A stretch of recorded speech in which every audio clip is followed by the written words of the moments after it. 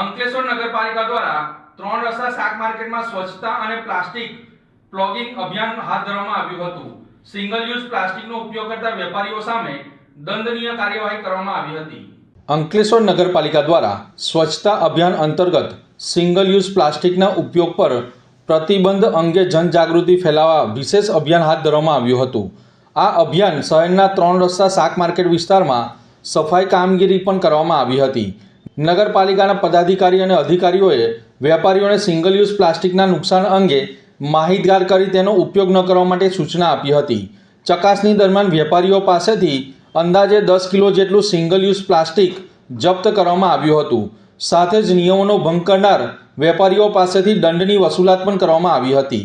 આ પ્રસંગે નગરપાલિકાના પ્રમુખ જિગ્નેશ અંડાડિયા, ચીફ ઓફિસર કેશવ કોલડિયા સહિત સભ્યો અને જિલ્લા ભાજપ કોષા અધ્યક્ષ જગદીશ શાહ તેમજ પાલિકાના કર્મચારીઓ ઉપસ્થિત રહ્યા હતા। તેમણે નાગરિકો અને વેપારીઓને શહેરને સ્વચ્છ, હરિયાળું અને પ્લાસ્ટિક મુક્ત બનાવવા માટે સહયોગ આપવા અપીલ કરી હતી। તેમજ આગામી દિવસોમાં પણ સિંગલ યુઝ પ્લાસ્ટિક વિરુદ્ધ તપાસ અને જનજાગૃતિ અભિયાન સતત ચાલુ રાખી પ્લાસ્ટિક મુક્ત બનાવવાના સંકલ્પ કર્યો હતો।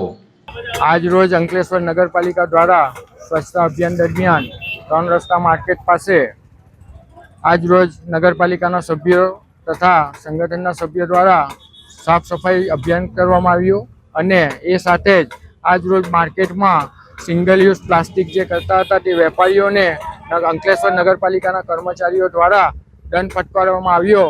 આજ રોજ 9 થી 10 કિલો જેટલું પ્લાસ્ટિક પણ પકડવામાં આવ્યું ને ત્યારબાદ તમામ નગરપાલિકાના સભ્યો અને અમારા કાર્યકર્તા મિત્રો દ્વારા સાફ સફાઈ અભિયાન કરવામાં આવ્યું।